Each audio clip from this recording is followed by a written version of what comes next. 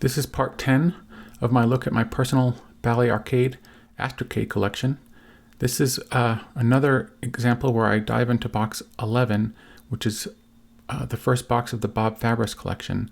This is box 1, part 5. In this box I cover 5 folders. Super Software folder, these are programs written by Rob Rosenhouse. A folder called Dungeons and Dragons by Rich Tietjens. One that just has many miscellaneous programs, and 2 that have letters in them, one that require responses and another that is just labeled respond. And then in the next video I'm going to cover 6 small folders, not that they're smaller than the other folders, but they don't have as much stuff in them. And this is Mail for Tom, a Bally to Apple interface, and this is how Bob Fabris, I think, shuffled programs from the Bally to the Astrocade and was able to print them. I think that's how that worked. Actually, I mean moving programs from the Bally Arcade to the Apple II. Letters that have been answered. Another one that has letters that have been answered and then are waiting for a reply. One that has an Arcadian bulletin, not even sure what that is. And finally, one that has keyboard schematics. All right, let's get started with the video. Whether you're sticking around for the 5th in this series looking at box 1 of the Bob Fabris Collection, or whether you've been trudging your way through all 9 of the previous videos. This is the 10th video in the series where I'm going to be covering another box in the Bob Fabris Collection. This is box 1 still. I guess I should say I'll be covering another box in my personal collection. In previous videos of this one box alone, I've covered 20 folders. The last 5 folders I covered was one called 16 Miscellaneous, then a Bally Owners Group folder, review scheme folder, memory schematics, and finally some commercial programs. And now I'm going to show what's going to be coming up, and we'll go from there. I'm hoping to get through 5 folders in this episode, but depending on time restraints, because some of them are pretty thick, we might only do 2 or 3. We'll see. What we have coming up here, and I mentioned very briefly in the last episode, are going to be 5 folders, and as I just said, we'll see if we get through all 5 of them. We have one that's going to have some programs listings in BASIC by Rob Rosenhouse. He made Super Software programs. We're going to have some Dungeons and Dragons programs by Rich Tietjens. Some programs, I think some machine language listings from the TRS-80. These are just various programs. Then we're going to try to get to something called Responses Required, and this is a very thick folder, and if I actually need to do it justice, it might require a whole episode to itself. So we might just do 3 folders, and then this one, and then do 5 folders after that. We shall see. And yeah, we'll check it out and see how far we can get, because it's a lot of information to cover. Getting to some really cool stuff back here. I'll just give you a hint of what else is back here and coming, perhaps. I've done that in previous episodes, but I'm really waiting to get to this Bally DOS, which is a listing for a Bally DOS that never came out but was made. Some RF modulation stuff, some great stuff coming up here, man. It's a fun box to go through. I can't wait to see what I've got in box 2. I mean, I know, but not. It's been a decade since I've looked through it. All right, so let's go through the first one, which is going to be the Super Software one. Here's a look at the first folder that I'm going to go over today. This one is labeled as Super Software Bob Rosenhouse lists, and that would mean basic listings of his programs that were proprietary, meaning that they were to be sold and not published in the Arcadian newsletter. And these were sent to Bob on request, and from Bob to to Robert, I think his name was, Robert Rosenhouse. All right, so the first one we have here is Falling Stars. This is, I think, a video art program. And most of these I haven't actually loaded and tried out. Many of them are available on Bally Alley in 300 baud format. And that's what these were originally written for, was all 300 baud format. And I think a few of them are available in 2000 baud format. And I don't even think they were released that way by Super Software. I think maybe they were converted later. I can't remember for sure. I didn't used to load 300 baud programs because I was like, 3 minutes to load a program. But when you look at how long a program is, you're like, well, I guess 3 minutes compared to typing this in. Like, check it out. This is a photocopy, by the way, which is unusual. It's not on the silver paper. But just to type in this program, you know, and it's not too long. Obviously, it takes up less than 2K of RAM. But probably takes 3 minutes to type in this line and this line, if more maybe. So I don't know what I used to think. I mean, obviously I would prefer cartridges, plug them in, done, turn on your system, and you don't have to worry about it. But that is not the case with basic programs. As compared to Bally basic programs, loading them in Astro Basic is lightning fast at 20 seconds approximately each. The next program we have is Laser Battle. Also, all of these are by Super Software. I won't even say that anymore. Okay, here we have Guided Missile, and this is from 1980, so I don't know if this is going to be a Missile Command clone or what. But we have silver paper again, so this is the thermal paper. Taped together. I'm not sure why. Maybe only some of it was printed on the first page. So check it out. Look at that.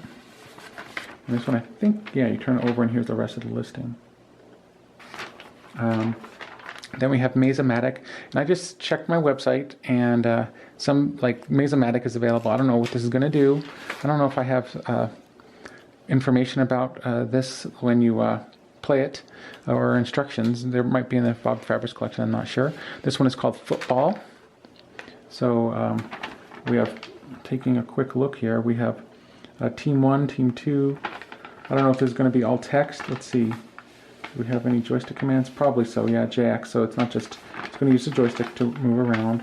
And this was 1980, so this was probably before people were using the commands that were built into the Bally ROM. Like, for instance, they weren't probably yet using machine language subroutines, so the graphics would have been pretty primitive in these games.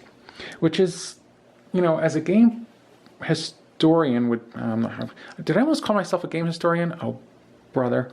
I'm not a game historian. I'm a game player, and I'm fascinated in the history. Not a game historian at all. Man, I was at my friend's house last night, Chris++, and we were chatting and stuff. We didn't play any video games, but it's the first time I've been to his house since he moved in, and I helped him remove some stuff from the house. And it was great catching up. But if I had said like that last night, yeah, I'm a game historian, he would have slapped me. And I shouldn't say that because maybe there probably are game historians, but I would never. My enjoyment is just the overall. I don't know. I can't really put it down to what I enjoy about these old games, because it's not just the gameplay of them. It's how the community, especially the Bally community in particular, because I'm most familiar with it, but I'm sure there are other communities that came together to teach each other about how to get the most out of the system, this limited system. And also to how to upgrade it. In the last episode, I was talking and showing about people who made, I didn't say what this program was. This program, I think, is called Dog Sled. Yeah, or Dog Races. Yeah, so Dog Races. Now, I don't know. The early programs, like your dog might be represented by a square. So I'm not sure how these look. Maybe I'll make a video. I'll choose one of these at random and make a video of them, which I'll totally forget until I'm editing this program. I'm like, did I just make a promise that I'm going to start making... Oh, man, here we go. I'm not going to probably make a video of any of these programs being played. But here are 2 slot machine programs. So... And if you listen to my podcast that I make every once in a while, every few months, half a year or something like that, I talk about with some of the other hosts on the podcast that the most popular programs written for the Bally Arcade and Basic were probably slot machine programs. And here's 2 just by Bob, or Rob, sorry. I keep calling him Bob when his name is Rob, and that's because, it's not because they sound similar, but I'm so used to saying Bob Fabris because this is part of the Bob Fabris Collection. So here's one. Let's see if they're similar. They don't look similar at all, actually, no. So this one is Super Slot, copyright 1980, and Bally Slot, copyright 1980. Seeing all these basic listings really makes me want to make a Bally Basic program. Last week I had a friend, Rick, come over, and we were playing around with the Atari, and he was showing me a program that can be used to check joysticks to see if all of them are working. And he mentioned in an email, which I haven't responded to yet, that he would like to maybe write a version of like that for the Bally Basic, even though he doesn't have an Astrocade, so I guess would be using either my Astrocade or maybe using emulation. So this is a program called Reverse. I don't know if this is similar to the program that was printed in the Arcadian called, also I think Reverse, by Brett Bilbray. And ding, mentioned Brett's name. He gets mentioned pretty much every episode. Tic-Tac-Doe. And here we go. a common play on words for the game of tic-tac-toe when you're playing for money. And I kind of seem to remember, ooh, this one looks interesting. That's odd. Huh. Okay, so this is called Beatle Quiz. So I'm a fan of the Beatles, and you know, there's a interesting bits here and there about, you know, secret messages and stuff. And I'm just looking at this, and I've never played this program, but it's just menus, and it says which Beatle wore glasses. And then you have to choose between Paul, John, Ringo, or George. And I'm hoping everyone here is familiar that those are the 4 members of the Beatles. How many years ago did Sgt. Pepper's teach the band to play? Wow, it was 7 years ago today, 14 years ago today, or 20 years today? And I think it was 20 years ago today. What was the last Beatle album released? And is it Let It Be, Abbey Road, or Help? Well, guess what? It was, let's see, Let It Be, Abbey Road. Oh man, I'm a terrible Beatles fan. Let's see. What did John say at the very end of Strawberry Fields Forever? I'm very bored, cranberry sauce, or I buried Paul. Wow, that's an in-joke if I ever heard one. How long was a Beatle week? I'm guessing they're going to go for 8 days here. 2 days, 5 days, 7 days, or 8 days. Huh, pretty cool. I should play that with my buddy Chris++. And we're almost through this. Just one little short little box, or folder. I keep calling these boxes, but they're folders. This one's called Smack Up. I should load up this and see what it looks like. Maybe get some screenshots of it. I'm guessing that's a game. Here's another gambling game, Craps. Now, gambling games were very simple to program, so many people did them when they were first starting, because they're basically, you choose some random selections, and then your game is done. You don't have to have fancy graphics on the screen, or if you wanted fancy graphics, you could actually like learn to create graphics using the draw commands and things like that. Like here's, like in this case, let's take a look at line 210. Not sure if that's showing up on the screen, but here you're making a box. So there's obviously some boxes that are maybe going to show dice. That's my idea there. And is this the last one in here? Okay, so this is the last game. Oh, second to last game. This one is called Starship Bally. I don't know if this is a Star Trek clone. Probably. There was many of those written too for the Astrocade. Oh, not the Astrocade, the Bally Arcade. Too early for the Astrocade, but of course it's one and the same. And finally, a copyright 1981 listing is called Nutso. I don't know what that is at all. And we're going to close that out. This is the last demo printing. This is not all of the programs written by Super Software or Rob Rosenhouse at all. There's many more on Bally Alley that you can download in WAV format, and some of them aren't even listed here, so there's more. So let's close that out by closing this folder, and we'll move on to the next one. And the next one's pretty thick, if I recall. And if that's the case, then we will probably have to break this video up. And I say that because I don't really plan these videos very closely, and I'm not planning to, because then all the fun would be ripped out of making these videos and it would become work, and I don't want that to happen. This next one, in theory, is one of my personal favorites for the Bally Arcade, just because it was a simple thing to do, in theory. I say that in theory. Man, I'm overusing words, but hey, this is what it is. The idea behind using random generation, which I said earlier, works perfectly with creating characters for Dungeons & Dragons. And for those of you not familiar with the game Dungeons & Dragons, it's a role-playing game. You've probably at least heard of it. It had came out in the early 1970s. In 1977, there was a version that had hardcovers, and what it had was you could play warriors and magicians and things like that, oversimplifying, and you could create characters using dice, and then you would get together with a group of friends and basically pretend you were these characters, and then there was someone who's called the Dungeon Master, who would kind of lead you through an adventure. That's it simplified. Sometimes it would, part of the fun of the game is actually rolling up characters to me, in the beginning anyway, and then it's of course hearing the story and getting led through it by your dungeon master. But it was kind of fun in the early days for people who were programming with limited systems to create programs that would allow you to create characters automatically or semi-automatically. And this was mostly not really for the player's use, it was for the dungeon master. But what we have here, and this was released on tape or cassette, or I guess that'd be one of the same. Tape or listings, I'm not sure. But this was Dungeons & Dragons Program Package Instructions, a game made for players and referees. And referees were another name for Dungeon Masters. I think D&D referred to your dungeon master as referees, and like the manuals themselves refer to them as referees and dungeon masters. But in practice, when you're playing the game, most people didn't call them referees. The person who led you through an adventure, they were the dungeon master. General instructions on use. So you could create characters. Here we go. This was what I think is a really neat thing. On side 2 of the tape, or side B, sorry, we have something called Dungeon Maker. And what that does, if I recall, is I tried it out, and you'd face the TV. So you'd have the players here, you'd have the dungeon master here on probably one side of the table, and you'd have a TV facing toward the players. And on the screen, you'd have the dungeon.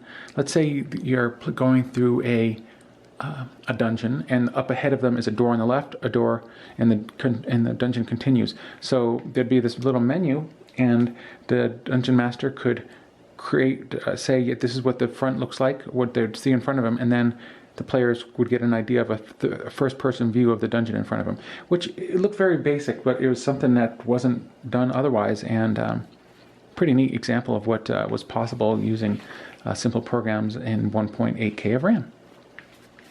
All right, so these are the program's instructions. I'm not going to go through those. And here's all the listings for the subprograms. In order to save time, I'm not going to list them all or go through any of them. Maybe I'll show the first one just for the heck of it. But other than that, there's many of them, and they all are the programs that I mentioned earlier. So the programs, the listings there are all for a program called, it's kind of hard to see, but Search, Cleric and Druid, Magic User and Illusionist, Fighters, Thieves and Assassins, Personality, Races. Then we have Search, Dungeon Dice, Dice 2, Dungeon Master, or Maker, and Dungeon Dust. And the search is probably so like you type in, let's say you want to load program 6. You'll go through the entire tape slowly, and then you'd get to the personality program and it would automatically load. I'm guessing that's what search did.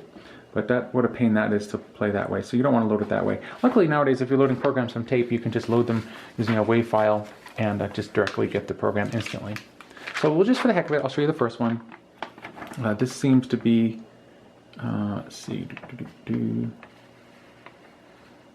I'm not sure what this is, but it's one of the programs. That's all I'm going to go over in this box, or this folder. In the next folder, we will go over in much more detail, and since it's pretty thick, maybe the only folder we go over next. We'll see.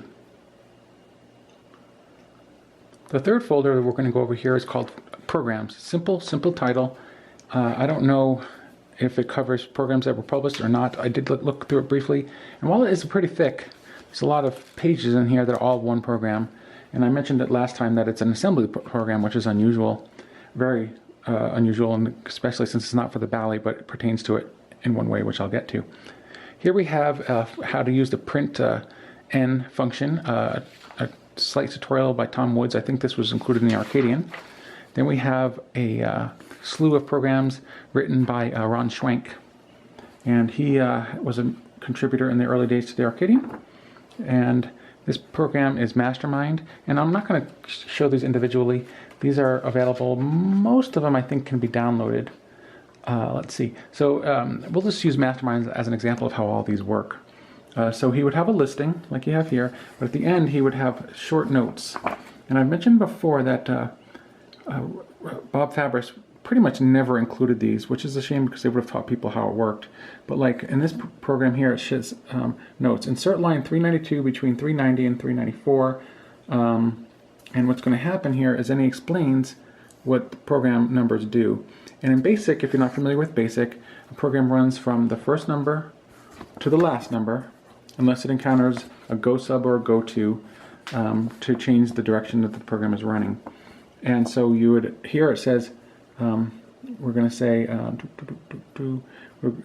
this recolors the TV, accepts input, let's see, reassigns the guess and numbers, checks for perfects, checks for rights. Oh, did I say this is Mastermind? So, which is a board game.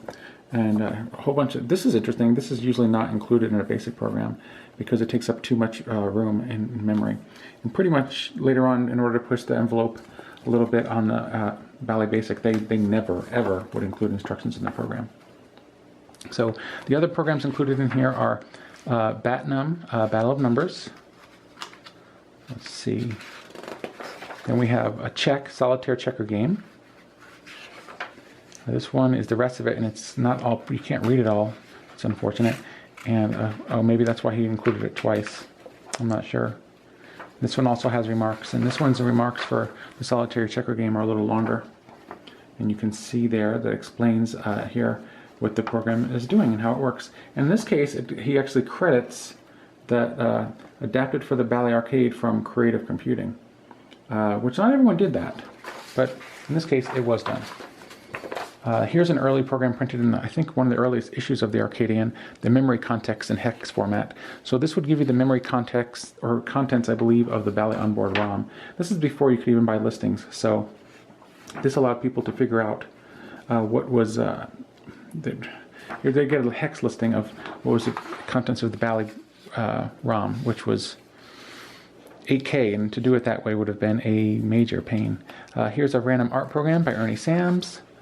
I'm not sure why they were originally written in red. Okay, now this is the big, thick one here. This might be the last one, actually. I talked about this last time briefly, but I'll go over it in more detail now. Yeah, it is folded over. So this is 88 pages of a program called, I guess, Invasion. I'll pick it up a little bit here. This is sort of very fragile and wants to turn to fall apart.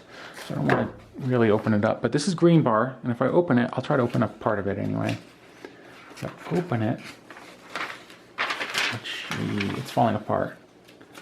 Oh, actually, it doesn't open. So this is 88 pages of a dump list, a listing starting at 7,000 in memory of, let's see, for the TRS-80, and this is a 16K program, so this would never run on the Bally unless it was really modified and down. But I'm not even familiar with this program, so I'm not going to talk about it too much, but we'll read the letter, the handwritten letter from someone named Rick. It says, this program I believe that they were trying to simulate with Microtrek in the October 1979 Arcadian, and this is Invasion. 16K is required for this machine language program.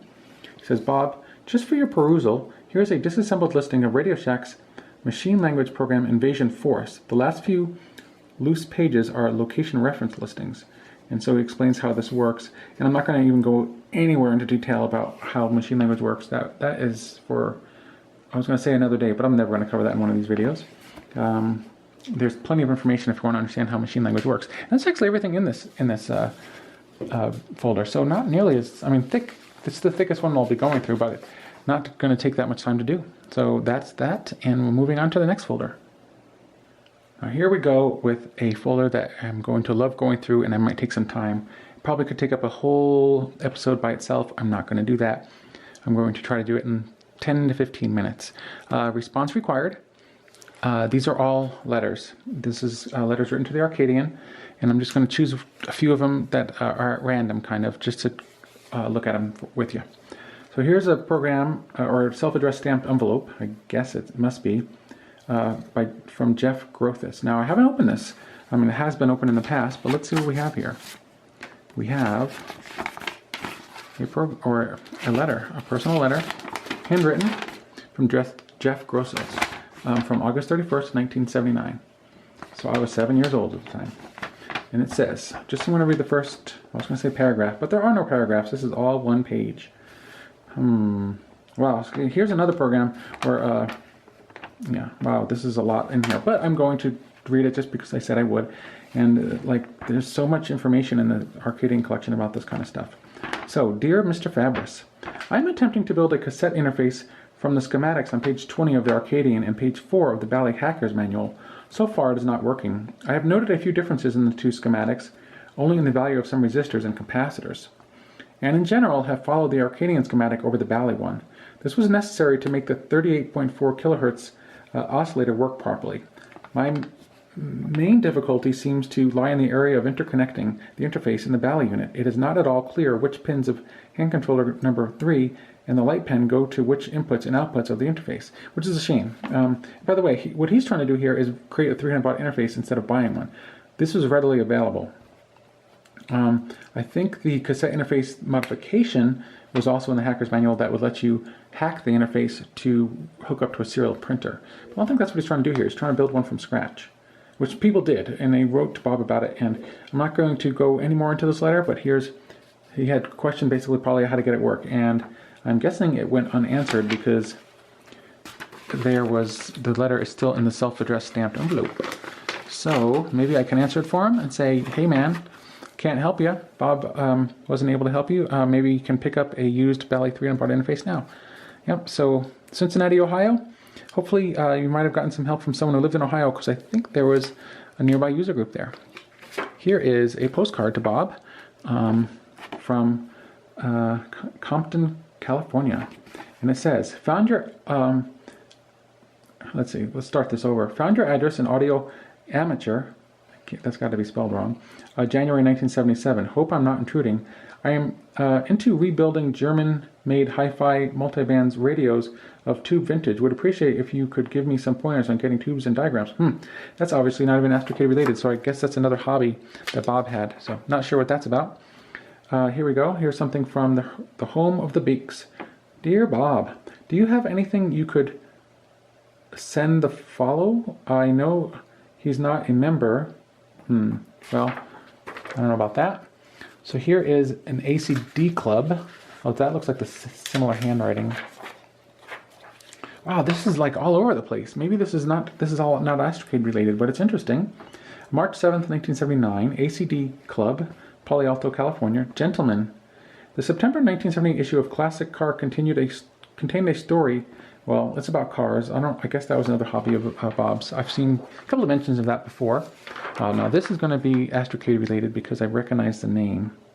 All right, so this is from August 6th, 1980. Hi, Bob. Hi, I think we should call a general meeting now, ASAP, soon. We should address the add-on unit. We could make a more detailed poll based on the results of the present poll. I think we should block out a few system considerations, S100, Zilog, etc., from Stuart. And I think his last name is pronounced Hi. I don't know if they ever ended up doing that, but yeah, I mean, it was on the mind of many members. They wanted to get their Astrocade up and running a little better. Here we go. Here's something from Rod Bentham, and I'm not going to do this for all of them, just a few that I'm going to highlight here. Really enjoyed your first newsletter, number 8, but have not received 1 through 7 as of yet. Oh, and he's talking about and answering some questions that were in the Arcadian. Let's see who this is from. This is a rather long letter from someone. No, it's actually just one page, and it happens to be 2 letters in a row. And it is from Stuart again, and it says, just a short note to say hi and drop the latest copy of my guide. The format is firming up. I'm not sure what he's referring to here by his guide.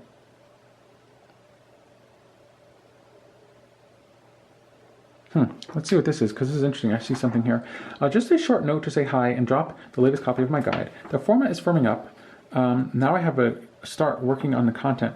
And he might be referring to, but I wouldn't swear to it, there was a person who was trying to make a compilation of all the programs and things in the early days of the Arcadian, but it was never published to my knowledge or even distributed because I don't think it was quite finished. But the rough copy of it's in the Bob Fabris Collection. Maybe that's what he's referring to. And he says, Scientific American has a very good color chart. It was on page 188 and is called Color Checker, one word, chart. It was photographed by Robert Szabo, S-Z-A-B-O, in his experiments. I do wish I had the month and year 1979, 78 issue. Oh, there we go. I'm not sure. Okay, I'm getting a little ahead of myself here, so I'm going to skip some of these.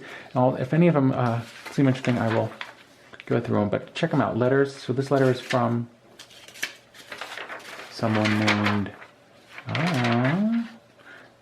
Jim Meek, and I recognize his name from the collection.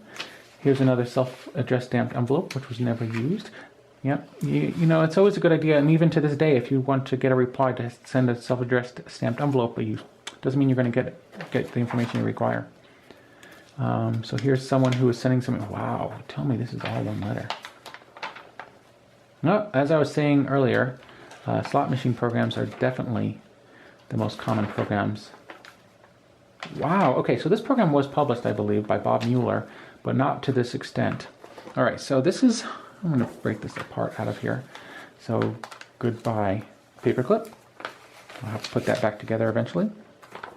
So this is by Robert Mueller, and he says, questions, I'd like to keyboard, yes, yes, yes. I enjoyed Ernie Sam's slot machine program. A comma was missing at the end of line 1515. Well, okay, so let's back up here. So here he says a line was missing, or a comma was missing at that end of that line. So he had to figure that out himself to get the program working properly. I'm not sure if that was talked about again in the newsletter, but he seems to have written. I also had a slot machine program. It did not have Ernie's neat sound effects, so I stole them and added them to mine. Program and documentation are included also on cassette that I do not want returned, so that you can load easily and try it out. And I'm pretty sure this was printed, and if not, well, it's available in the Bob Fabris Collection. So here's how the program would work.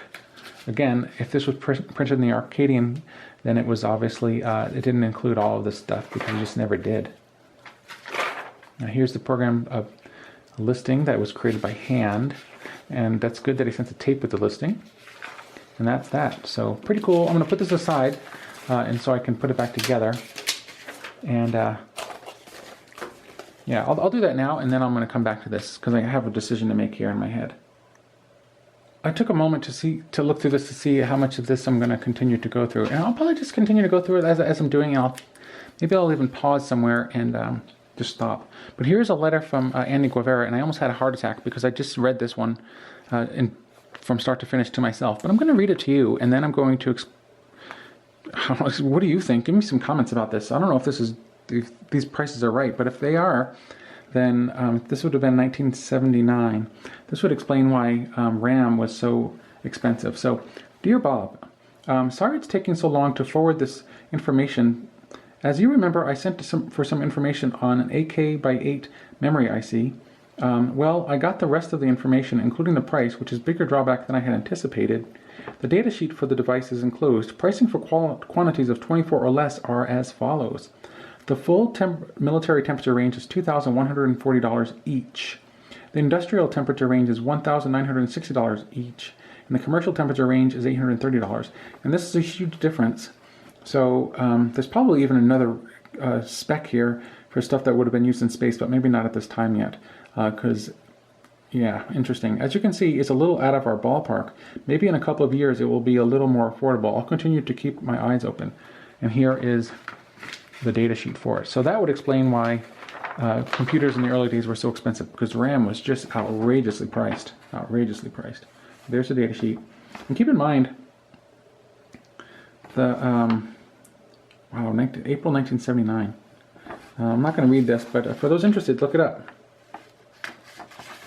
So yeah, 8K by. Does that mean it's only 8K, or does that mean it's 64K and you need all the chips? I'm not sure how that works. Yeah. Someone who's a little more familiar with that, I'd appreciate comments. So not sure what this is. These look like. Oh, this is about checkers. So checkers was an early program, one of the most popular programs printed in the Arcadian, as I've read from people who. Star Trek. Wow. So most of this seems to be feedback about a letter. So I'm not going to read that. Here's a schematic for what I don't know. Oh, lots of schematics. From February 1979. One way of achieving control of external devices. We're going to skip that. That wasn't used too often. Here's something from someone named Tracy Crook. A letter says, so far I've added 16K of RAM, 1 serial port, 2 parallel ports, and an ASCII keyboard. Well, that's nice. That's pretty cool. Might want to revisit that someday. Here is, don't know what this is. It talks about how screen memory works. Oh, this was actually printed in the Arcadian. This is it's a little backwards from how it actually works, but it got the point across to people how screen memory worked in BASIC. A program or a listing or a letter written. Almost all of these seem to be handwritten letters from John Hurst, and he's asking for some information that he could like to pick up. He's actually added. Okay, these are the kind of information that I really like to see here. So this is something that he sent off to Bally and then sent it to Bob Fabris. So he says, Dear Sirs, and this is what he's writing to Bob. He says, in May I purchased one of your arcade games. And he's talking about the unit, I'm sure. I'd done a lot of research on what was available, expandable, and for the best money. Out of everything I read about that was available or would be available in the near future, I decided on your equipment. I purchased the Bally Basic cartridge and the tape interface a few weeks after I bought the arcade, and now have approximately $500 invested in your equipment, including game cartridges purchased but not including a cassette tape recorder I bought to use. I bought the arcade with the idea of expanding it to a full computer, as I was led to believe by your advertising. I've yet to see any definite information on info on soon to be available add-ons. All I have seen is that stores that carried your equipment are dropping it. No mention of the Bally system has been seen in any computer magazines where I used to see ads. I have seen articles about the Texas Instrument, Atari, and other similar computers that are available or will be available by Christmas. Backup software is or will be available for these machines. I'm beginning to wonder if I made a mistake. Where is the keyboard? Where is the software backup for my machine? Should I have waited until I could see what I would be getting? At this time, I do not know which way to turn. I joined the Arcadians, and he's talking about getting the newsletter from the Arcadian, soon after I bought my arcade, and am very pleased with the information that I received from this club. I am not pleased with the information I have received from Bally, which has consisted of a form letter saying that the add-on keyboard would not be available this year, a price list, and a brochure showing the new model Bally computer system, especially after I just bought the old model. I had seen nothing describing a new model when I was doing my pre-purchase research. So, I am asking is, what are we going to do to support the people that purchase your equipment and have been waiting for more to add to it while watching more equipment come to the market, but not from Bally? Any information that you have available to me to get more out of my equipment would be greatly appreciated. Well, that's too bad because obviously nothing more was coming. And people, they got pretty pissed off in the early days it was, they're lucky they got something like the Bally in a way because it was supported and it had some support, and especially since he knew about the Arcadian. For those who bought it and never found out about the Arcadian or the Cursor newsletters or like the tape programs that were available in the late 70s and throughout the 80s, they probably felt like they got screwed over. But what this is beginning to make more clear in my mind is the early adapters of the Bally system felt like they were buying a computer, whereas by 1981 on the re-release, it wasn't really put forth as a computer. Sure, BASIC would come with the system, but it was put forth as sort of a learning beginner's computer, kind of. It was more of a game console like the Atari 2600. That's how it was put forth, in my opinion. So early adapters seem to have been buying into the JSNA's advertising. And I don't know if it's Bally's problem or not, because they didn't do the early advertising. It was JSNA. So they sort of over-talked their system. But we continue here with a typewritten letter from 1979. Another handwritten letter, and I could go through these one by one, but geez, I'm not going to do that. So another handwritten letter, answering questions, stuff like that. $650 for a space unit. Wow. Oh, here we go. So here's some programs that are wondering when they're going to be available. Backgammon Checkers. Oops, never came out. Desert Fox. Oops, never came out. Pinball did come out. Space Invaders came out, and Drag Race also never came out. So here we have a program that was not only never came out, there's no prototype found of. In Desert Fox, I don't think there's any prototype of that, unless that became the tank game, but I don't think so.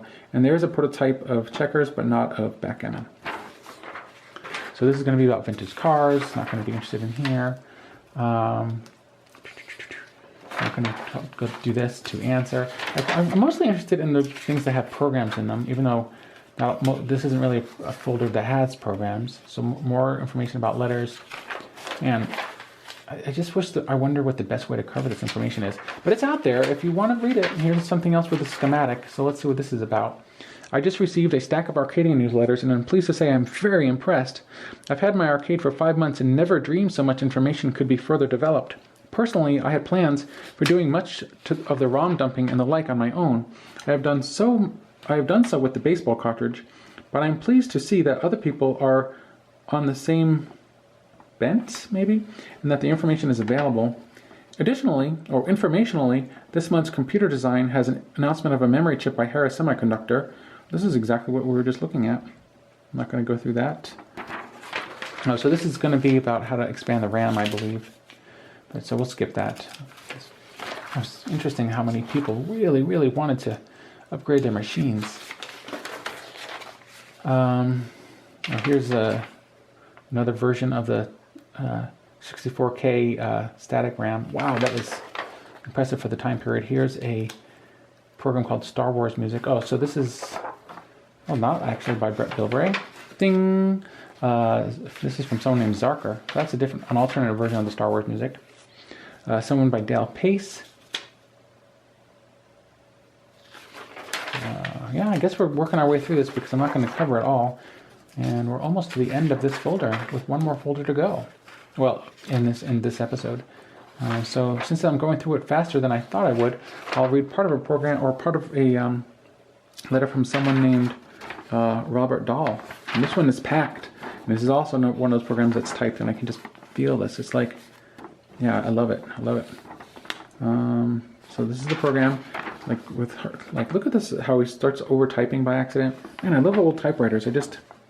Yeah. My wife and I were at a I think we were in either Portland or Seattle. I think it was Seattle. And there was a guy in the downtown area who had a typewriter out, and you paid him $5 and he would write you a poem.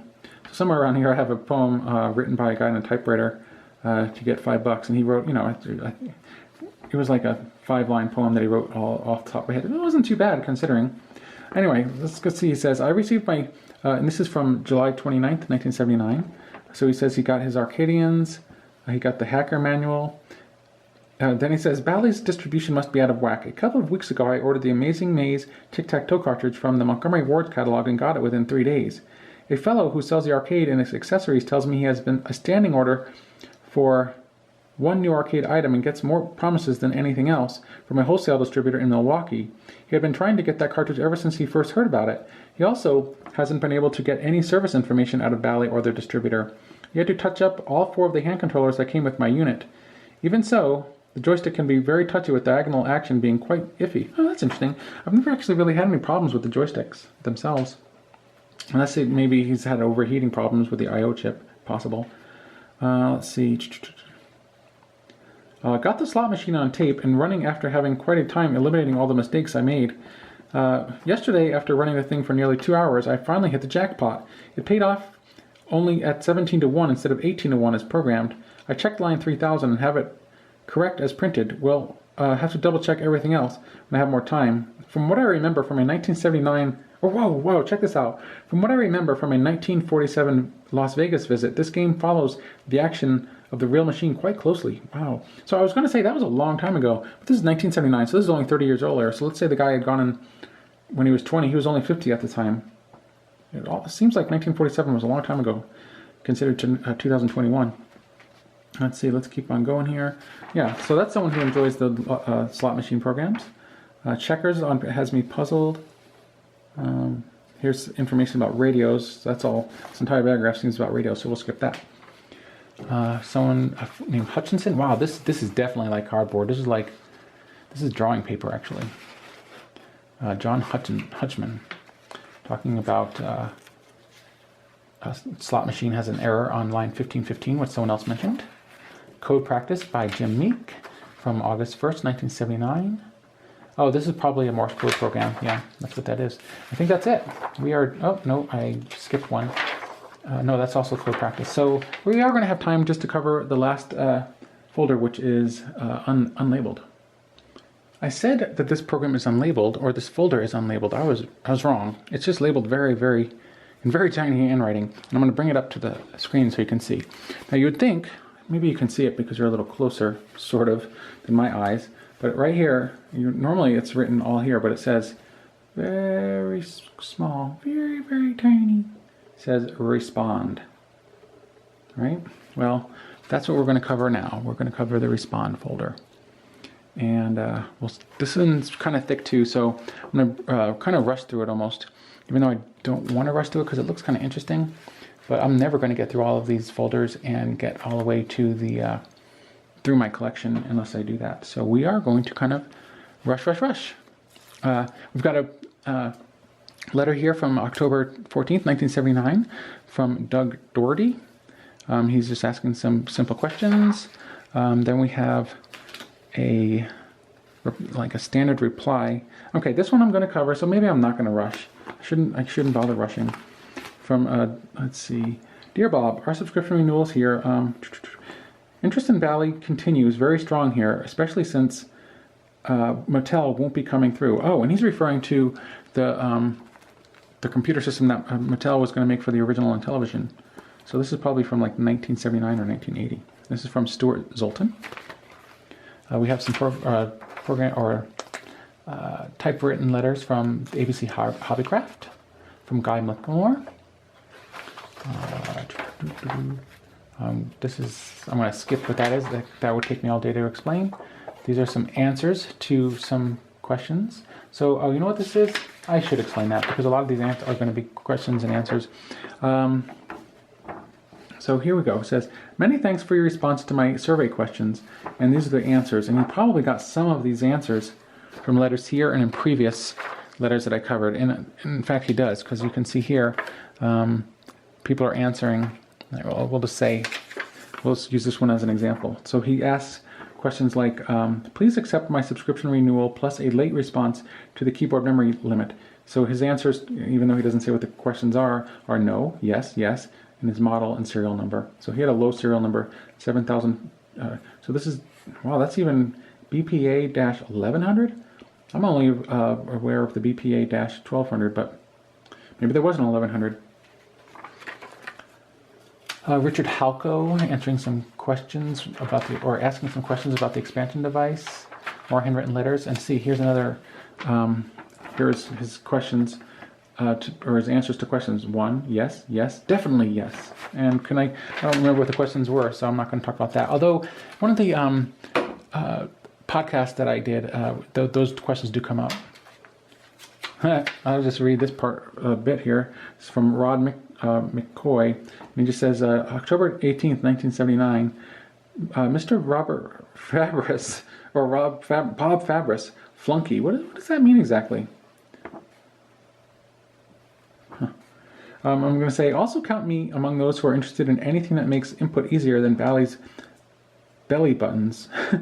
That's kind of a funny name. So if Bally hackers get a keyboard with additional RAM and ROM before Bally, I'm willing to buy up to $600 or so. It's a lot of money to expand on the system that only costs $300. More questions or more answers to questions. Another self-addressed stamped envelope that wasn't used. Too bad. Let's see if I can't get that put right. And I do think it's neat because nowadays we get email, and I'm so used to email. I still do write some handwritten letters, but for the most part, I do either typed stuff that all comes out on an 8.5 sheet, 8.5 by 11 inch wide sheet. But look at the kinds of paper people were using. I mean, I just adore this. It's all different and all kind of unique in its own way. And some people had their own names on the paper and stuff like that. So pretty cool. And I love seeing the people's different handwriting. Like George here, he's George Bozdog, great name, and he's looking for information on the keyboard, more stuff on the keyboard. A lot of people were using graph paper, and unusual. There was many people who used graph paper. I can't explain why people wrote letters on that. I'm not used to that kind of stuff. So here's someone who photocopied some information from Bob's own newsletter. Oh, wow. Well, here's another model number that he says he has. Model number BA1000-2. Anyone paying attention to model numbers? Yeah, I guess there might be more model numbers out there than I expected. Maybe each one of those represents a different modification to the motherboard. I'm not sure. Salem, Oregon. More quick answers to questions. Video 1000. Yeah. Keep on going here. This all seems to be from around 79. Yeah. And that's what you'll find, or we'll find out together as we're... Oh, another nice, long, juicy letter. Maybe I'll end up reading this one. Seems like it might... Who knows? I never know if they're going to be interesting or not. And sometimes it's hard for me to read these, especially considering I'm not wearing my glasses, and I'm trying to do this in a way that you as the viewer can see this too. And this is from someone named... This is from some anonymous person, so maybe I shouldn't even... Oh, this is from Harry Hansen. All right, I'm going to read this because he is an interesting fellow, and he wrote a lot of information, and I think some programs that were in the Arcadian. October 14th, I'm going to presume that this is from 1979. It says, I enclose a $10 check for renewal to the Arcadian. I will let the double subscription drop as it causes so much confusion. It says, I am getting discouraged with the Bally outfit. Aww. If it wasn't for your great newsletter, I would have thrown my Bally unit out long ago. Bally doesn't seem to be interested in providing software. Maybe it's time we all started looking for a computer as good as Bally's from a more reliable company. The Atari 800 sounds promising, and he's right. The Atari 800 series is amongst my favorites. I have checked into the TRS-80, the Apple II, the pet, the CompuColor 2, etc., but I can't get the quality sound, color, or fun as the Bally. So much business designed. Well, I have to disagree here about the Atari. The Atari computer sound is probably better than the Bally. Other than that, though, the Bally's is superior, I think, to these other systems he called. I have received programs from everyone you've plugged in your newsletter, mostly all very good. Only one complaint. Dave Stocker's is absolutely unreadable handwriting. He must be a doctor. Keep up the good newsletter, the good programs, and the corrections. We would all be stranded high and dry without you. A fading Bally buff. Oh, that's too bad. And then here's the answers to his questions. And one of them he says, and lets me know, your survey, yes. And he's saying, yes, I would purchase an upgrade. And he's willing to spend up to $1,500. The Atari 800 only cost, I think, $900? Or around there when it was introduced. So, wow. Here's another person. The Montgomery Ward version is the BA 1000-2. So that would probably be the white version. So yeah, let's, oh, yeah, here's, I asked you a question when I donated a $5 check for your postage, which went unanswered. Do you know of any other Bally newsletters in the country? Tim Hayes said that the response from the Michigan to his add-on in your newsletter was overwhelming. Strange. What makes this interest so much higher? Or what makes their interest so much higher? All right, so I'm going to just flip through these, get to see a little bit of what's in the rest of here, and then I'm going to stop and I'm going to move along to showing what's going to be coming up in the next video. Oh, here's something cute. October 12th, 1979. But I dig that, you know, kind of personalized. This is from Paul Zivitz. And one of the last things in here is another unanswered personal question. All right, so he says,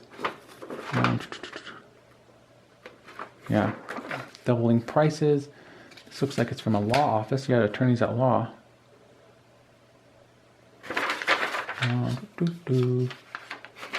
Yeah, all right, I'm going to close it up here. And next I'm going to show the folders that I hope to get through in my next video. And I guess I did cover all 5 folders here, so that's kind of surprising. I'm not sure how long this video has been going on for, but I tried to zip through it as fast as I could. And not because I don't want to spend more time on it, but really this video is supposed to be an overview of all these, what's the folders, not what's in the folders word for word, you know? But I try to keep my interest up, so I just love looking at it all. I took a quick look ahead to see what we have here, and there's 6 folders in a row that are pretty thin. So in the next episode, I'm going to try to cover 6.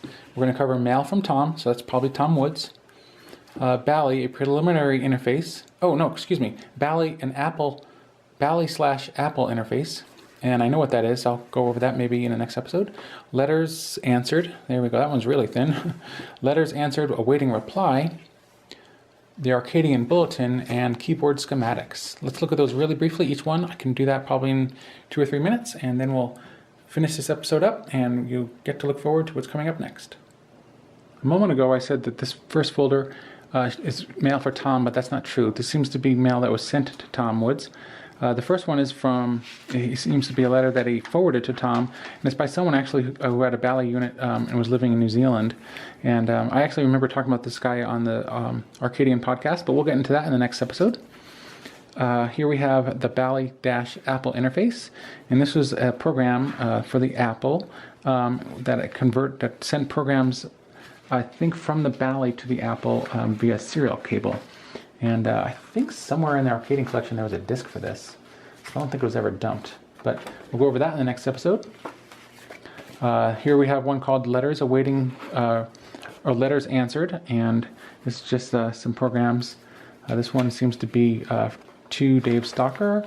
Anything interesting? This is also a very short one.